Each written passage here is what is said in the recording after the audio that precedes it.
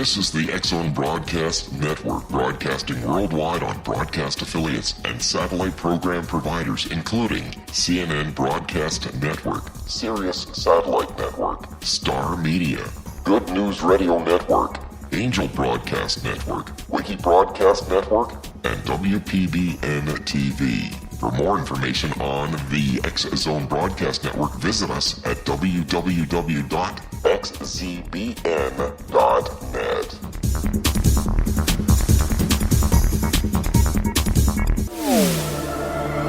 The X-Zone Radio Show with Rob McConnell is largely an opinion talk show. All opinions, comments, or statements of fact expressed by Rob McConnell's guests are strictly their own and are not to be construed as those of the X-Zone Radio Show or endorsed in any manner by Rob McConnell, Relmar McConnell Media Company, the X-Zone Broadcast Network, its affiliated networks, stations, employees, or advertisers.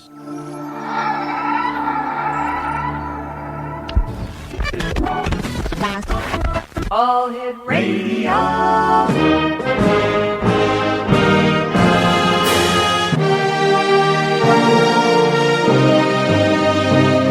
Welcome to the X-Zone, a place where fact is fiction and fiction is reality.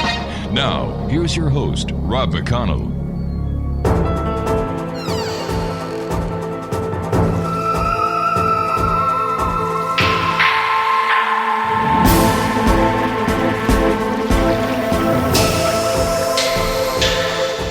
And welcome back, everyone. I am Rob McConnell, and yep, we're still coming to you from our broadcast center in Hamilton, Ontario, Canada, on the X-Zone Broadcast Network TalkStream Live. Let me see, Radio X throughout Europe, and broadcast affiliates and networks right around this great big world of ours. If you'd like to check us out online on all social media sites, X-Zone Radio TV, our main website is xzoneradiotv.com. And to find out what other programming we have available for you, 724, 365, on the X-Zone Broadcast Network, visit www.xzbn.net. Everybody remembers the Untouchables. Remember Elliot Ness, who was played by Robert Stack, and then Kevin Costner played...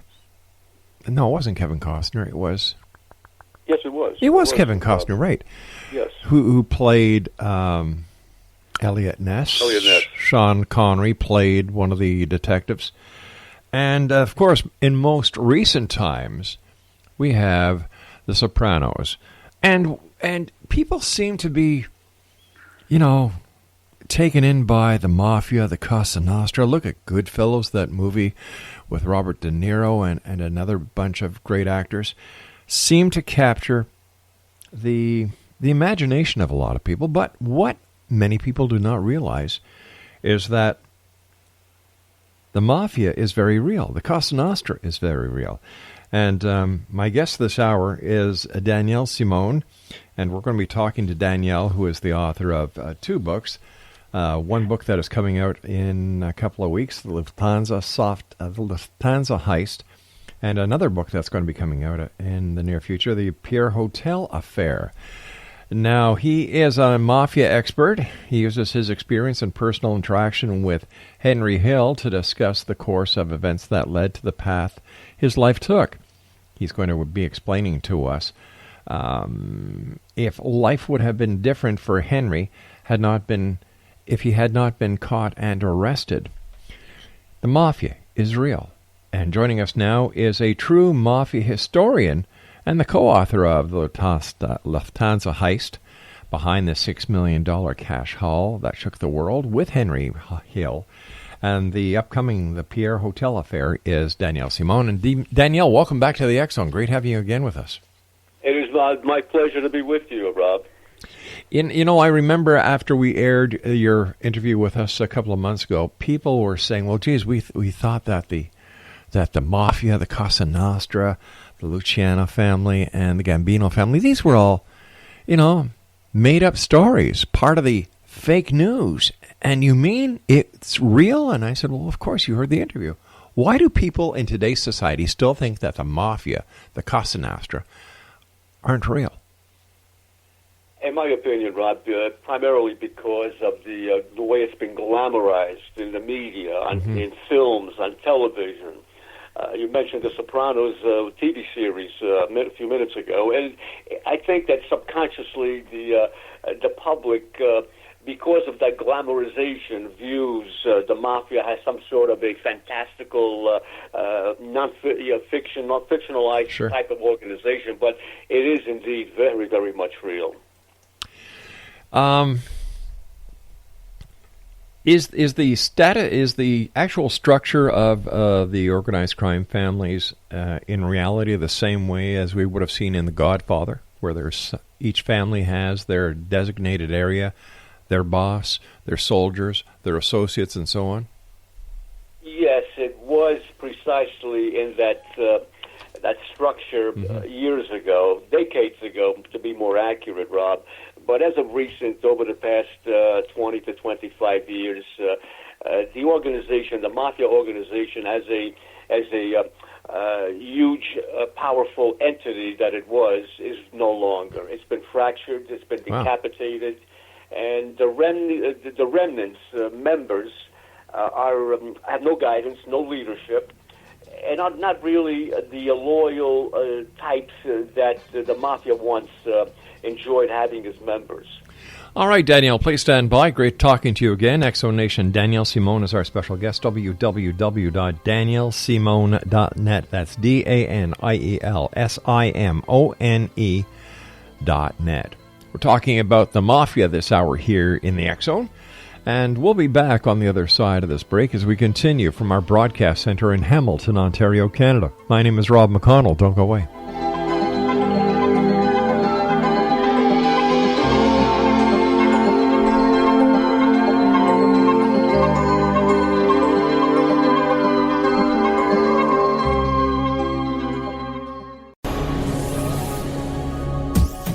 This is the X-Zone Broadcast Network, broadcasting worldwide on broadcast affiliates and satellite program providers, including CNN Broadcast Network, Sirius Satellite Network, Star Media, Good News Radio Network, Angel Broadcast Network, Wiki Broadcast Network, and WPBN TV. For more information on the X-Zone Broadcast Network, visit us at www.xzbn.net.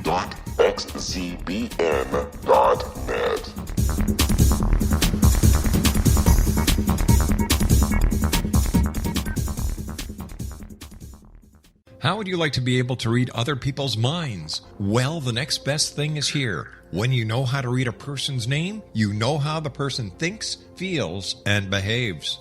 Each letter in our name holds a key to unlock our true essence. Our name contains both our gifts and challenges in this lifetime. Mnemology science discovers personality secrets hidden in the placement of the letters of our names, including the first and last impression people remember about us. Sharon shows us how to interpret the arrangement of letters as outlined in her book, Know the Name, Know the Person. Sharon Lynn Wyeth created mnemology science after 18 years of research and testing her theories, and has supported thousands of people around the world in understanding themselves and others better.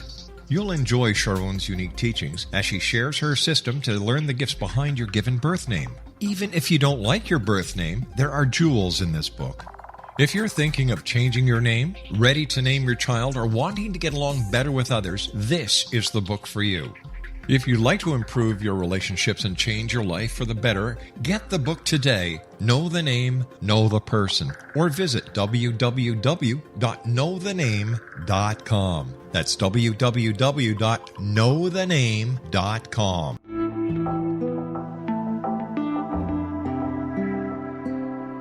Take a step back in time and discover old Florida cuisine at Marsh Landing Restaurant in Fellsmere, Florida. Enjoy delicacies such as frog legs, gator tail, catfish, and swamp cabbage, or enjoy the more traditional cuisine such as hand-cut Angus steaks, ribs, and seafood. Join us for breakfast with a southern flair featuring sweet potato pancakes, biscuits and gravy, and much more. Planning a party? Marsh Landing's private dining rooms can accommodate groups from 8 to 80 people. While you visit, enjoy the historic pictures, artifacts, and stories that line the walls. Marsh Landing is truly a unique experience. Marsh Landing Restaurant, 44 North Broadway in historic downtown Fellsmere, or visit marshlandingrestaurant.com. Marsh Landing, Old Florida cuisine at its best.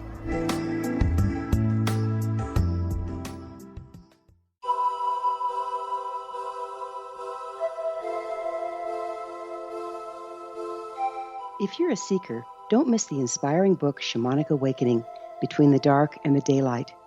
This remarkable work chronicles shamanic counselor and indigenously trained dream decoder Sandra Cochran's 35 years of experience with diverse wisdom keepers throughout the Americas. Sandy's initiations across the British Isles, Turkey, Greece, and Egypt, combined with her knowledge of symbology, psychology, and myth, influence her dream blog and workshops. Sandy offers private readings, sacred international journeys, a meditative CD, and her book, Shamanic Awakening, to encourage you as you navigate your earth walk and create a deeper connection to yourself. Find this and more at her website, starwalkervisions.com.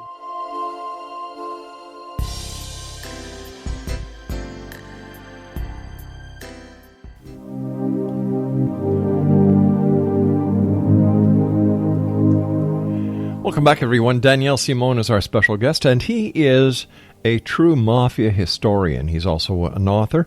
And Daniel, how did you get involved, or how did you gain the title of being a Mafia historian? I really can't answer that, Rob, in all honesty. I guess through the various interviews and television appearances that I've made over the past several years, I've evolved, I guess, by reason of association as a Mafia historian. But in essence, I'm actually I'm trained as a novelist, an author, and I specialized in sensational crimes, primarily because of the public interest. It's a genre that the public cannot simply be satiated of. And this continuous interest, immense interest, that is the reason why I focused on this particular genre, and I enjoy it, in all honesty. I grew up in a neighborhood in Queens County, New York City, where it was infested with Mafia gangsters and wannabes, and I sort of grew up watching this element evolve from a regimented, powerful organization to what is now, as I mentioned earlier, a fragmentized, disorganized entity that only has a few remaining members without any leadership or proper guidance. Well, what happened to the Mafia to become defragmented? What happened to the structure and the loyalty within the families? Was it law enforcement that crushed the Mafia, or did the Mafia self-implode? Several reasons. It did self-implode in a certain sense, but also a smattering of aggressive U.S. attorneys, prosecutors, armed with the relatively new RICO statutes, known as the RICO law, aggressively went after the higher-ranking members of the New York City five families, and were able to decapitate each one of those families. Many of the members of the hierarchy of the Mafia families were incarcerated for life without any possibility of parole. But then there was another reason. Competing factions have risen. For example, the Serbian, I won't call them the Mafia because the only true Mafia organization, the traditional Mafia organization, is the Sicilian faction. Right. But the Serbians, for example, organized Serbian criminals infiltrated our shores here and began competing with the Mafia. Albanian organized criminal factions, the Russians. So all of a sudden, several competing factions evolved, and the Mafia was busy defending itself against these aggressive U.S. attorneys. And for all those reasons, all combined, it just began disintegrating. Is there any truth to the rumor that in the late 60s, in the time of JFK that the Mafia was actually working with the FBI? In fact, speaking of JFK, his father, Joe Joseph, Kennedy, had been in bed with a very famous Chicago boss. His name was Sam Giancana.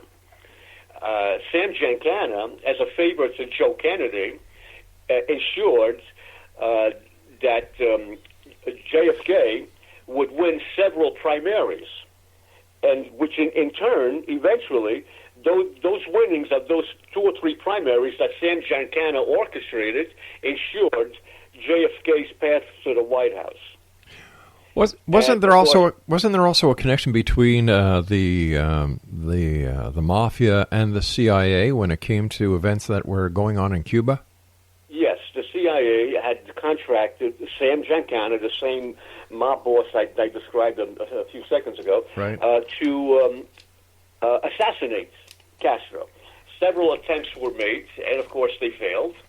And needless to say, the CIA retained its ties to Sam Giancana and his associates. But then, when Robert Kennedy, JFK's brother, as Attorney General, began aggressively going after Sam Giancana's associates, at that point, Sam Giancana turned to Joe Kennedy and said, "Hey, what's going on here? We ensured that your son would be in the White House, and now your other son, who was appointed Attorney General, is giving us a tremendous amount of grief and problems." And Joe Kennedy dismissed it as simply an image for the public that his sons were pretending to go after the mob. But in reality, Robert Kennedy was very much serious about destroying the Mafia. And ultimately, Sam Giancana, in a collaboration with the CIA, the FBI director, the former FBI director, actually orchestrated the assassination of JFK. Wow. So was Oswald the patsy? Was there a connection between Oswald, the CIA, or was Oswald set up to be the person who all this attention would be pointed to keep the Mafia as well as the other agencies that were involved or allegedly involved with the JFK assassination out of the picture? Well, your term of calling Oswald a patsy is precisely what he was. Oswald was a fanatic, a political fanatic, pro-communism. Right. And when he was given the opportunity to assassinate Kennedy, he embraced that idea. And according to my findings, and I really delved into this in great depth, Oswald did not know that other shooters had been placed in the various areas of where the assassination actually took place. So as far as Oswald knew, he was the one who actually fired the fatal shot that killed JFK. But in reality, there were 2 other shooters in place, and the fatal bullet came from another area known as the grassy knoll. Right. Everyone has heard about the grassy knoll of that particular area. And in fact, there are videos, films I should say, that clearly evidence that the fatal bullet came from the front of the motorcade and not the rear of the motorcade where Oswald was positioned. And of course, we're talking about the Zapruder film at this point. Precisely, yeah. Rob, yes. This had to be a conspiracy that went further than the CIA, further than the FBI, in order for this to be pulled off. For example, wasn't the Army Intelligence Division, who always used to go and get into the crowds and also work as protective agents for the president, weren't they told to stand down? In a sense, yes. They were told to minimize the security. And in fact, J. Edgar Hoover, the former FBI director, had received intelligence bulletin that this assassination was in the planning, and he simply turned his back and instructed his subordinates to ignore the rumors as nothing more than empty rumors. So by ignoring what was developing, in essence, J. Edgar Hoover was one of the conspirators of the assassination. And the same applies with the former CIA director, who JFK had vowed to fire him and replace him. Well, didn't JFK also want to dismantle the CIA? Yes, he did. But before taking that drastic measure, his first move was to replace the then current CIA director. With the director of the FBI being involved, the CIA being involved, would it be fair to say that President Johnson was also complicit into the conspiracy and the assassination of JFK? There is no evidence, Rob, that President Johnson was complicit, but he was certainly glad that it happened. Yeah. Because there was no love between Lyndon Johnson and JFK, or even worse, between Lyndon Johnson and Robert Kennedy. Do you think? Conspiracy. So do you think that these type of events are still happening today, or with the implosion of the Mafia and the disassociation with the different agencies, that something like the JFK assassination, with all the central players being very high in government as well as very high within the Mafia, could that happen again? I don't believe so, because, as you well said, the implosion of the Mafia has taken away that power that it once had. It had long-reaching tentacles, powerful families scattered throughout the entire United States, in all the major metropolises. So today, that type of conspiracy, that type of act could never actually be carried out. Not to mention the fact that there really isn't anyone in leadership within the Mafia who would have the capacity, the wherewithal to organize such a incredible assassination. Is it possible that there is a Mafia as we used to know it, but it's gone underground and it's working in nefarious ways where it can't be seen or can't be tracked by law enforcement? I don't believe so. There is no evidence of that. Again, the few remaining remnants are on their last breath, like an extinct animal that is about to expire. So, no, I would not surmise that there is still an active organization with any sort of leadership or power.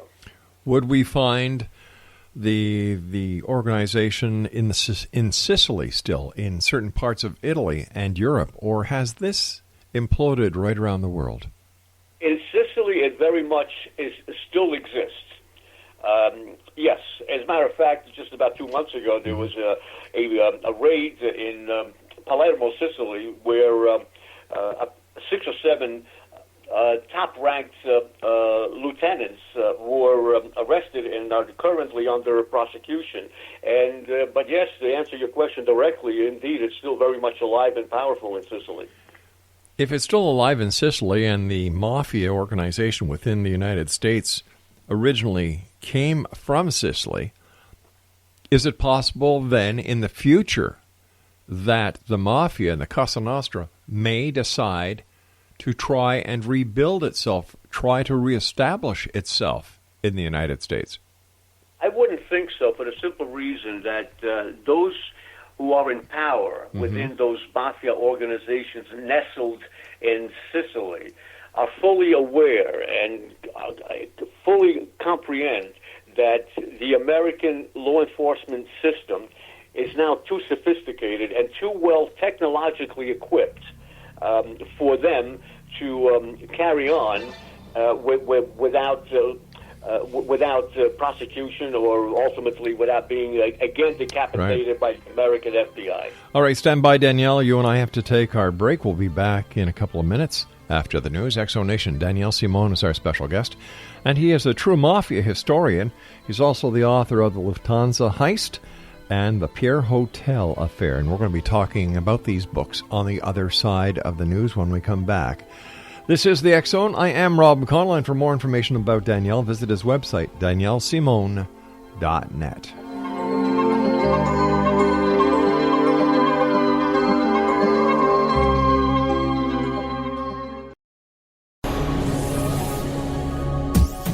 This is the X-Zone Broadcast Network, broadcasting worldwide on broadcast affiliates and satellite program providers, including CNN Broadcast Network, Sirius Satellite Network, Star Media, Good News Radio Network, Angel Broadcast Network, Wiki Broadcast Network, and WPBN TV. For more information on the X-Zone Broadcast Network, visit us at www.xzbn.net.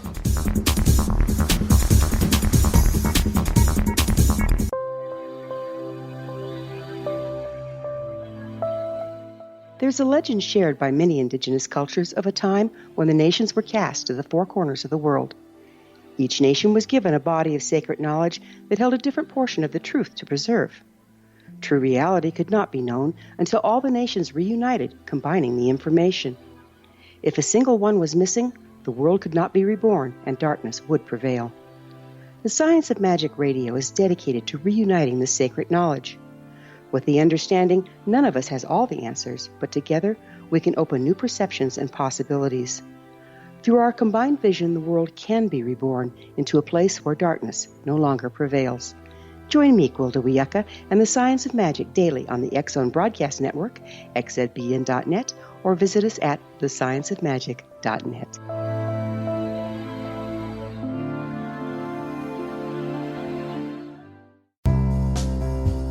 Gibbs A. Williams, Ph.D., is a practicing psychoanalyst, supervisor, researcher, and author in New York City. Much of his life has been dedicated to understanding nature and the uses of meaningful coincidences or synchronicities. His radical and original non-Jungian, non-mystical, non-magical theory of synchronicities illuminates much of the fog surrounding this challenging and perplexing topic. His ideas and manners are fresh, presented in a style that is both entertaining and highly informative. He is also an expert on crisis intervention, specially focused on violence reduction for the police and citizens, mastering anxiety, frustration, and stress without the use of medication, and effectively preventing and treating heroin addiction. Dr. Williams can be contacted at his email address at gwwilliamsny11@aol.com or visit his website at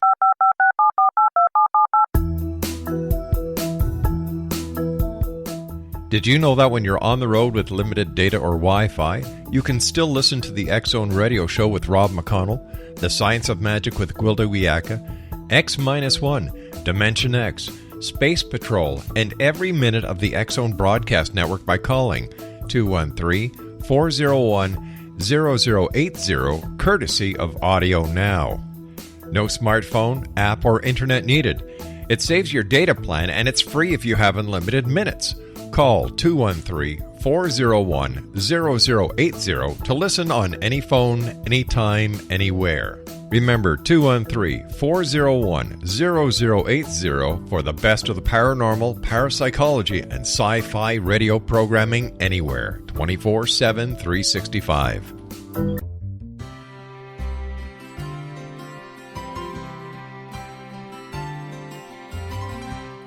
True healing must address 4 levels: physical, emotional, mental, and spiritual, for us to live joyful and productive lives. We tend to treat 3 of the 4, leaving the spiritual languishing. If you're tired of the same dysfunctional patterns cropping up in your life, Soul Balancing is for you. Trixie Phelps, owner and founder of Soul Balancing, is a naturally gifted energy healer trained in numerous esoteric forms, including shamanism. Trixie has created a powerful modality that safely and effectively clears your energetic field. A soul balancing session can remove interference, heal trauma, and restore your hope. Contact Trixie for a life-changing long-distance session today, www.soulbalancing.world.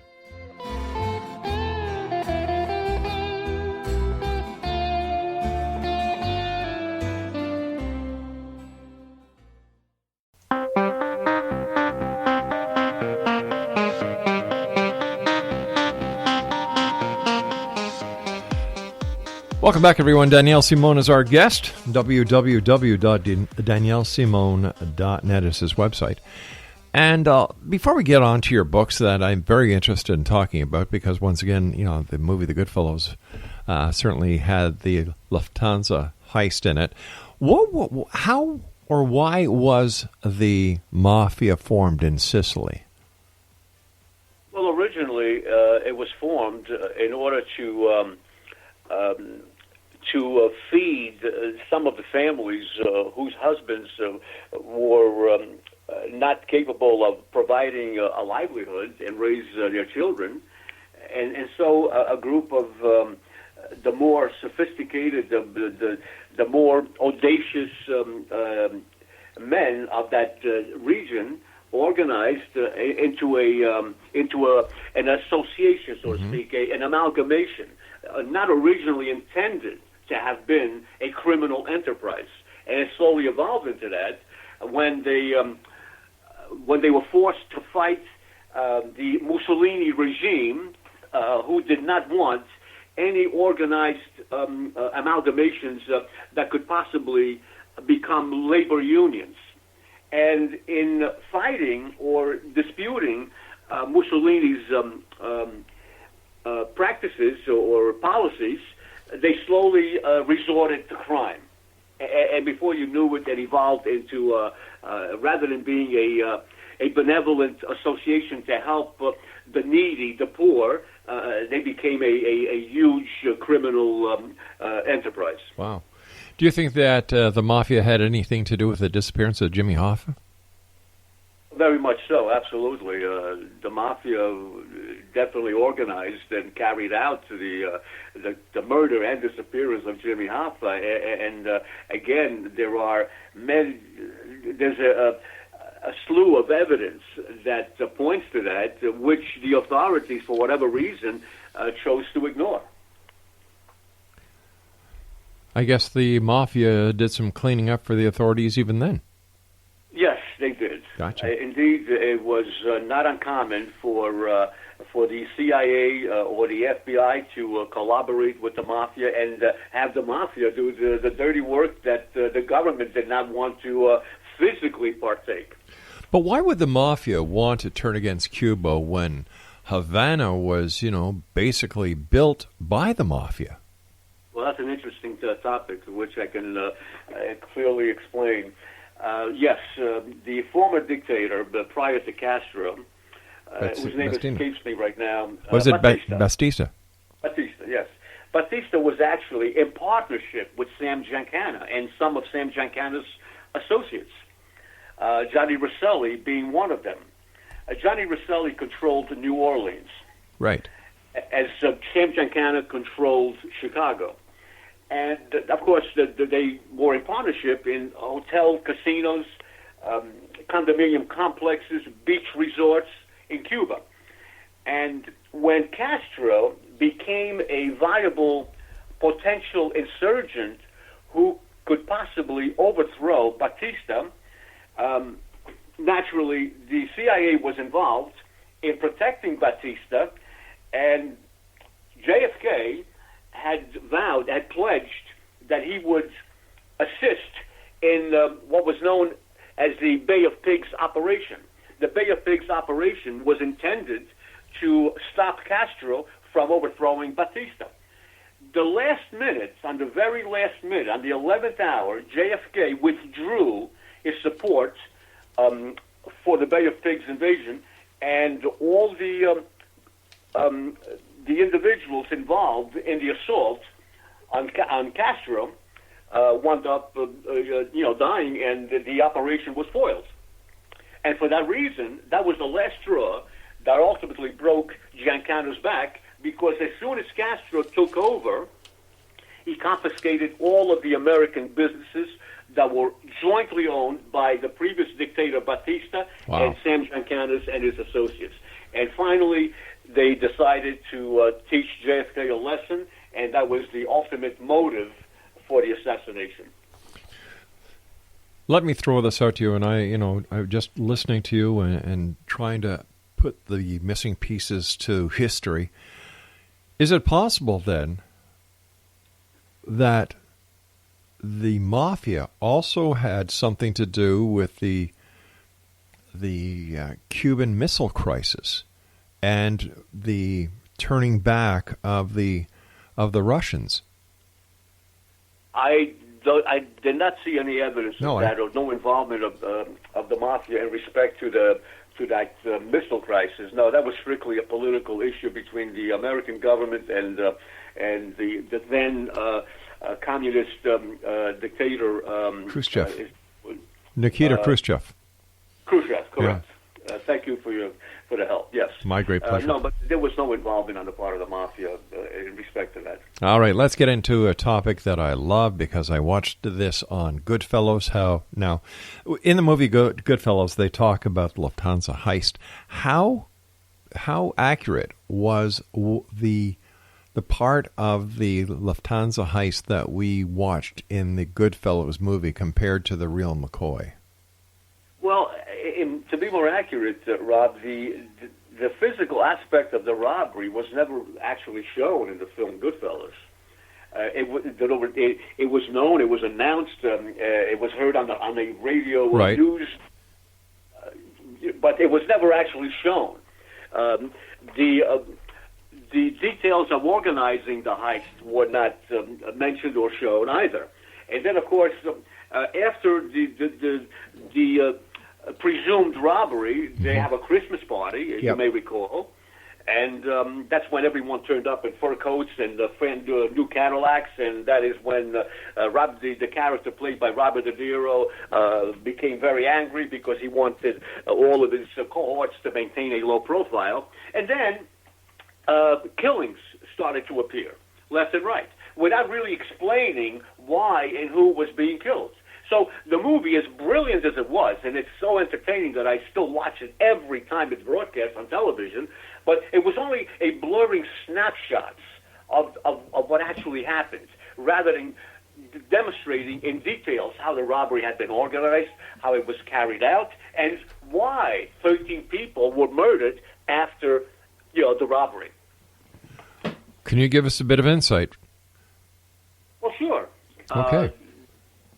The FBI, well, not the FBI, to be more accurate, the New York City Police Department immediately knew precisely who was involved. But they had no evidence. They had no proof. Jimmy Burke knew that the New York City Police Department detectives were aware that he had masterminded the robbery and were also aware who actually physically carried out the heist. And Jimmy Burke naturally decided to eliminate anyone who was remotely connected to the crime to ensure that no one would be in a position to testify against him. And there was another reason why Jimmy Burke did this spree of murders. When it was made known that the total haul amounted to nearly $6 million, naturally his partners demanded a greater share. And that was the second reason why Jimmy Burke made a wise business decision to eliminate all of them and keep most of the money to himself, which he did. So where did they get the information about this vast amount of money that was coming into New York that was basically untraceable? This was money that, American Express had contracted Lufthansa to transport U.S. dollars from Europe that American tourists would purchase, with which American tourists would purchase what was known then as traveler's checks. You may or may not recall. So that when you traveled abroad, you could go into an American Express office anywhere in Europe and purchase traveler's checks that were widely accepted throughout the continent. And Lufthansa had been contracted by American Express to transport all those U.S. dollars back from Europe. And that's how it actually began. And, of course, when immediately after the robbery, the Lufthansa administrators were not quite certain as to how much of this cash was missing. So immediately they announced publicly that the missing loot was approximately $1.5 million to $2 million. So Jimmy Burke, played by Robert De Niro in Goodfellas, took advantage of this and confirmed to his cohorts that yes, the haul amounted to approximately $2 million, and he divided that $2 million amongst his group. But then later, within several days, when the Lufthansa bookkeepers took a more accurate count of the money that had been stolen, Lufthansa announced that it was not $2 million that we lost, it was actually closer to $6 million. Holy so now cow. at this point, Jimmy Burke's associates were demanding a greater share. And that was the final reason that pushed Burke into deciding to eliminate everyone. And, of course, also to ensure that no one would be left with sour grapes who could possibly testify against him. So they actually got away with the crime of the century. He did get away with it. Yeah. Indeed, he did, yes. Whatever happened to him? For other reasons, that other crimes that he committed jointly with Henry Hill, and of course we all know that Henry Hill became an informant and testified against him in respect to those other crimes that the two of them had conspired in, and Jimmy Burke went to prison for those crimes that were unrelated to the Lufthansa robbery. X-Zone Nation, Danielle Simone is our special guest. We're talking about his book right now, The Lufthansa Heist. Now, when is it going to be available for sale so our listeners can mark it on their calendar to make sure that they buy a copy, Danielle? The Lufthansa Heist was available as of August of 2005, and the softcover was, in fact, published approximately 3 months ago. So at present, only the softcover is available. Is it available online at Amazon.com or through your website? Yes, it is. It's available on Amazon.com, and of course, I'd like to announce also that the book has been optioned by a Hollywood production company to be adapted to a full feature film for theaters, and we're hopeful that that will materialize eventually. Hey, congratulations! Thank you. You and I have to take a short break, Danielle. When we come back, let's talk about your other book that is making I'm sure he's going to make a splash. The Pierre Hotel Affair. X-Zone Nation, Danielle Simone is our special guest. And if you'd like to find out more about Danielle, visit his website at www.daniellesimone.net. That's www.daniellesimone.net. The name of the book that we were talking about this segment, Lufthansa Heist, and is available online on his website, Amazon.com. In soft cover. Wow. Next, we're going to be talking about the Pierre Hotel Affair with Danielle Simone. I would like to mention, if it's okay with you. Sure, we've got about 30 seconds. We're offering something unprecedented. We're offering an authentic autographed copy of the actual manuscripts that ultimately was produced into the book. Wow. Well, let's tell our listeners how they can get a copy. Get that when we come back from this break. Certainly. All right, Danielle and I will return as the X-Zone continues from our broadcast center in Hamilton, Ontario, Canada. Don't go away.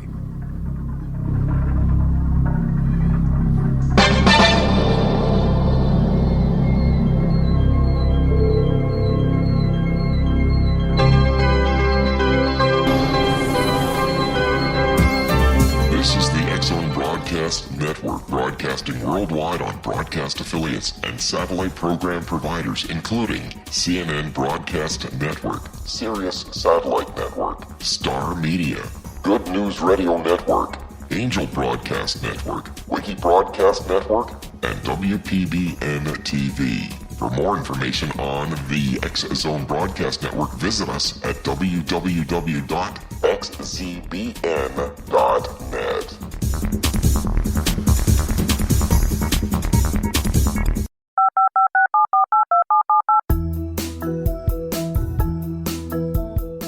Did you know that when you're on the road with limited data or Wi-Fi, you can still listen to the X-Zone Radio Show with Rob McConnell, The Science of Magic with Gwilda Wiyaka, X-1, Dimension X, Space Patrol, and every minute of the X-Zone Broadcast Network by calling 213-401-0080, courtesy of Audio Now. No smartphone, app, or internet needed. It saves your data plan and it's free if you have unlimited minutes. Call 213-401-0080 to listen on any phone, anytime, anywhere. Remember 213-401-0080 for the best of the paranormal, parapsychology, and sci-fi radio programming anywhere, 24/7, 365.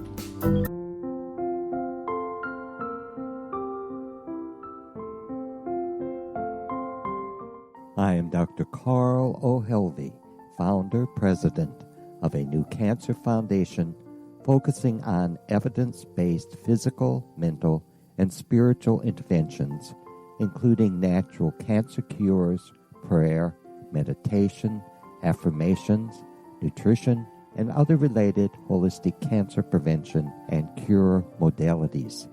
These are used in cancer education, research, and financing care.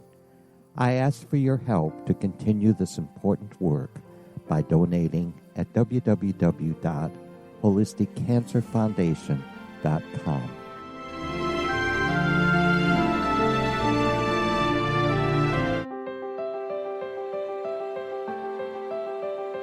Wouldn't you love to know the secret to everything? I'm Dr. Kimberly McGeorge, and on The Secret to Everything, we will merge the practical with open investigation into all realms of the mysterious.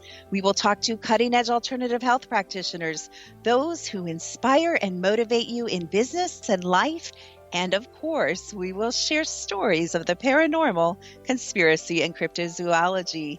You will transform because of the frequency I carry, the frequencies my guests carry. Life may never be the same after you listen to this program, for the secret to everything is for you, the listener, for those who desire more in every area of their lives and believe that it can still be found. Listen and discover thesecrettoeverything.com.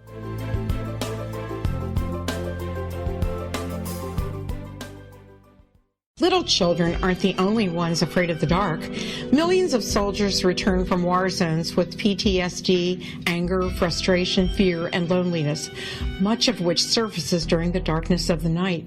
You have the chance to change the lives of these American heroes. Songs and Stories for Soldiers.us provides free MP3 players for these men and women.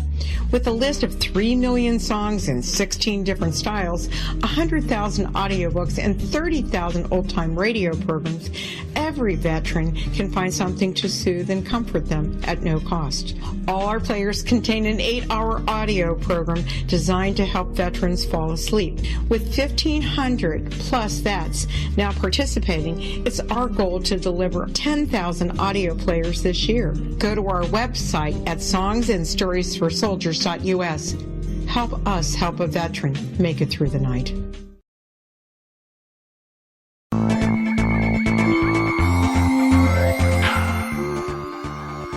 Welcome back, everyone. Danielle Simone is our guest, www.daniellesimone.net. Now, tell us about the manuscript, the autographed manuscripts that you also have available.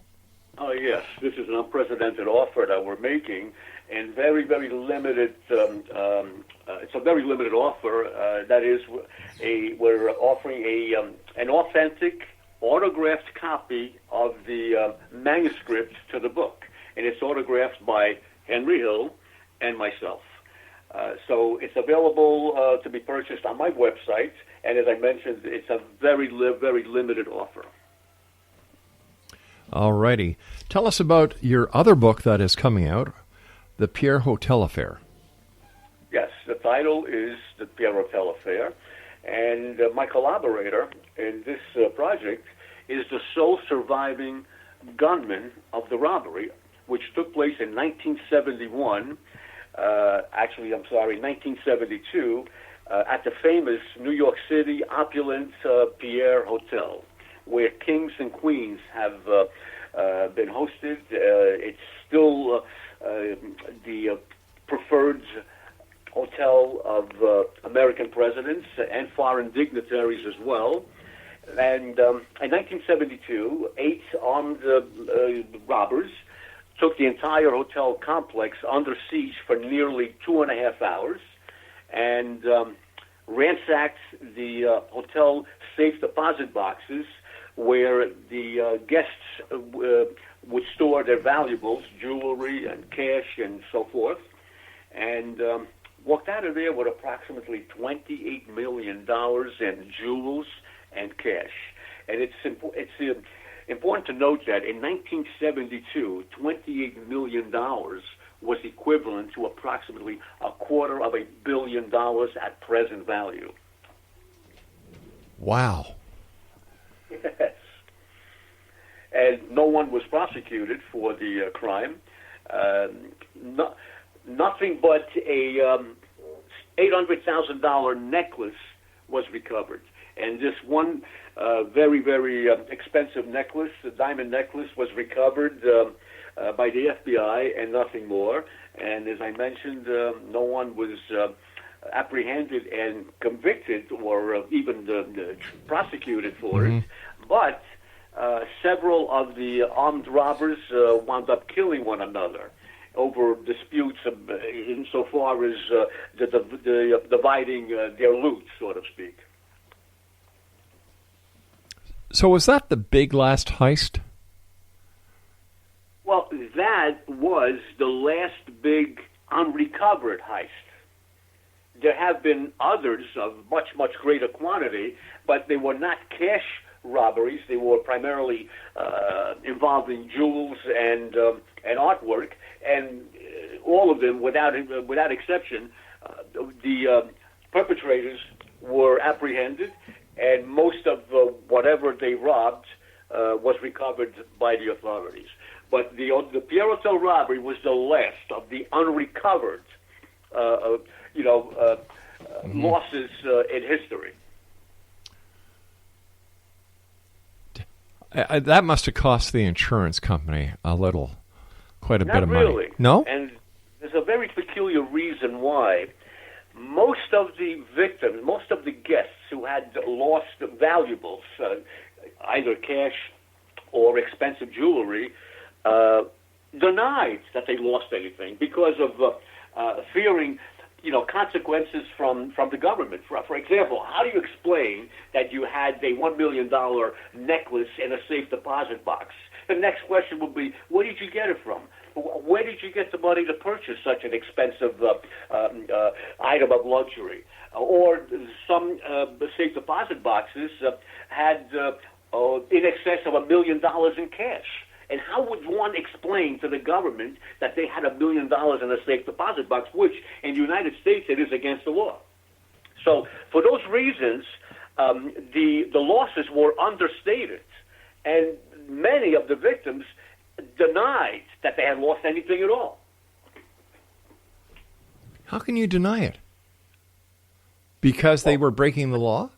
When the guests were questioned, Mr. Smith, did you lose anything from your safe deposit box? They would say, no, I had nothing in there.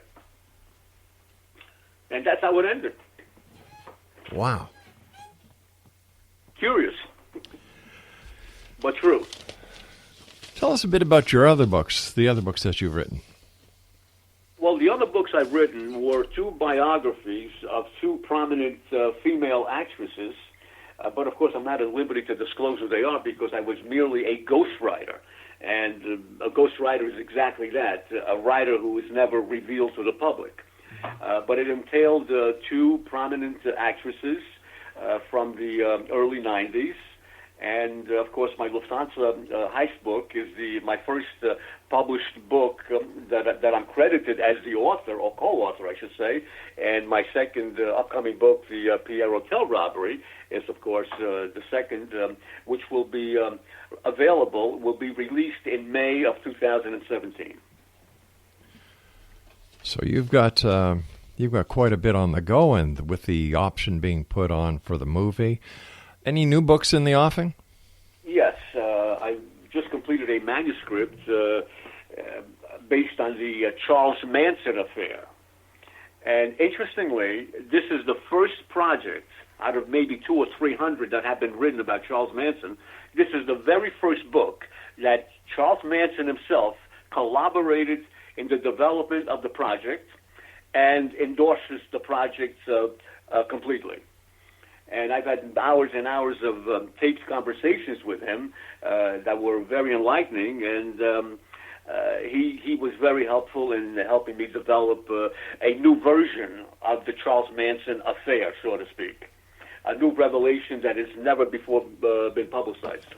In fact, it's based on my manuscript. A series of documentaries are in production right now as we're speaking by the Reels channel, REELZ. You might have heard of it, or perhaps your listeners may have heard of it.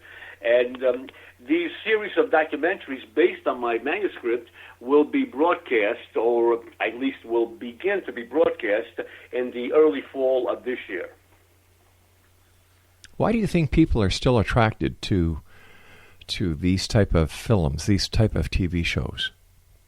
I really don't know, and Charles Manson could not answer that question either. He cannot understand why the world has had such a fascination over his alleged crimes that to date remain in suspense as to whether he really had any involvement or not. But if you were to pose that same question to Charles Manson, he would say, I really don't know why the entire world has been so fascinated and so attracted and magnetized by the Charles Manson saga. Is it possible that the reason is because he got away with murder? Well, he didn't get away with it because he's in prison. Yeah, he's in prison, but he wasn't executed. He wasn't executed, but for the simple coincidence that a year after he had been convicted, while waiting on death row, the state of California abolished the death penalty, and his death sentence was commuted to life imprisonment. And, of course, he will most probably die in prison. What a waste of the taxpayers' money. Indeed it is, yes. And, of course, the actual killers who executed the physical aspect of the murders are also imprisoned, and there is very little doubt that they will ever be paroled.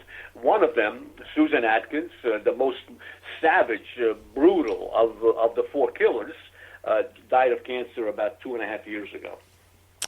But as far as whether Charles Manson himself had any implication or complicity in the murders, that has not yet been proven beyond reasonable doubt. But wasn't he the leader, the cult leader? He was a cult leader, but his intentions, according to him and according to the evidence that has been presented, his intentions were to guide a group of misguided young people, and nothing more. His intentions were not to be murderous or to go on a killing spree or to incite anyone to carry out a killing spree. And as matters stand to date, there is absolutely no material or even circumstantial evidence that will prove beyond a reasonable doubt that he, in fact, did motivate those four killers to kill the 5 or 6 people who were involved in that murder, that series of murders. Is he crazy? Is he mentally deranged? Is he mentally disturbed? On some occasions, on some conversations I had with him, he would be somewhat incoherent. He would drift off from one topic to another incoherently.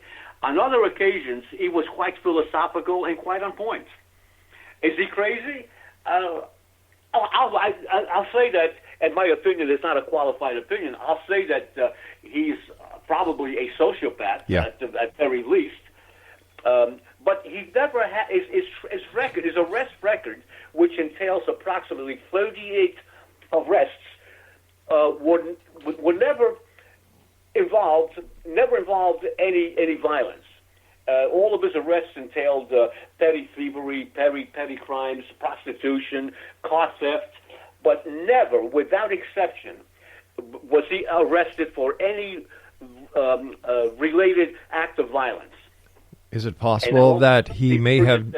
Is it possible that he may have done it, but was never caught? But that's a possibility. But there is no evidence of it. Hey, listen, you and I have to say so long for tonight, Daniel. Thanks so much for joining with us. Continued success, and I look forward to the next time you join us back here in the X Zone. I would be delighted to be with you again. Take care, my friend. Exonation, Danielle Simone has been our guest, www.daniellesimone.net.